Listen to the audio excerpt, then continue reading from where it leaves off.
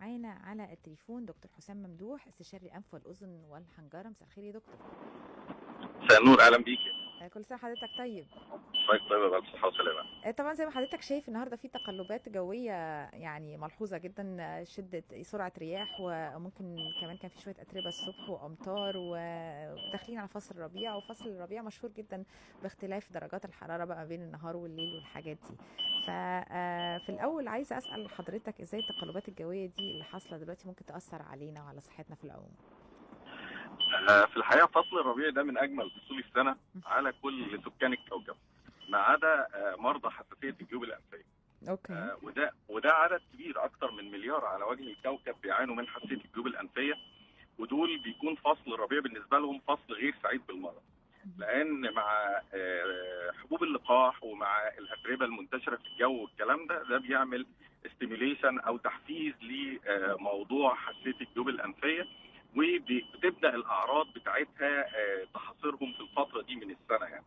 مهم. فالوقت ده هو وقت غير سعيد خالص بالمره على مرضى الجيوب الانفيه. مهم. فيعني هو حضرتك بتتكلم بخصوص الحساسية حاجة والالتهاب حاجة، ولا اتنين واحد؟ لا طبعا، حساسيه الجيوب الانفيه مختلفه تماما عن التهاب الجيوب الانفيه. هو التهاب الجيوب الانفيه درجه المضاعفات، او بتيجي الخطوه الثانيه بعد حساسيه الجيوب الانفيه.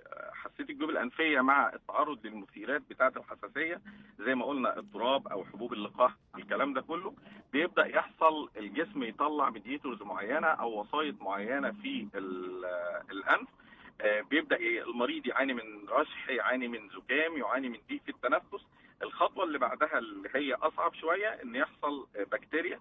البكتيريا دي تعمل التهاب تؤدي الى مضاعفه الاعراض. في الحاله دي بيكون عنده التهاب جيوب انفيه، سواء مزمن.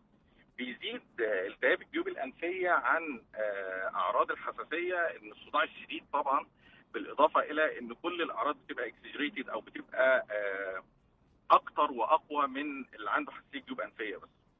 فاحنا عشان نكت ذا باس واي اوف ذا ديزيز او نوقف الحساسيه انها تتحول الى التهاب جيوب انفيه، في معظم الاوقات لو بدانا بالعلاج الدوائي بدري مش هتتحول الحساسيه لالتهاب في الجيوب الانفيه. خلينا بس نركز تاني، نعيد اهم الاعراض التهاب الجيوب الانفيه. يعني الشخص ازاي اعرف ان انا عندي التهاب جيوب انفيه او حساسيه جيوب انفيه من البدايه كده؟ حساسيه الجيوب الانفيه اعراضها بتبتدي من رشح مائي. مم. يعني نوع الرشح اللي نازل من الانف بيكون ووتري شويه او مم. بيكون شبه الميه شويه. بيكون في حكه او حرقان داخل الانف من الداخل. صداع احيانا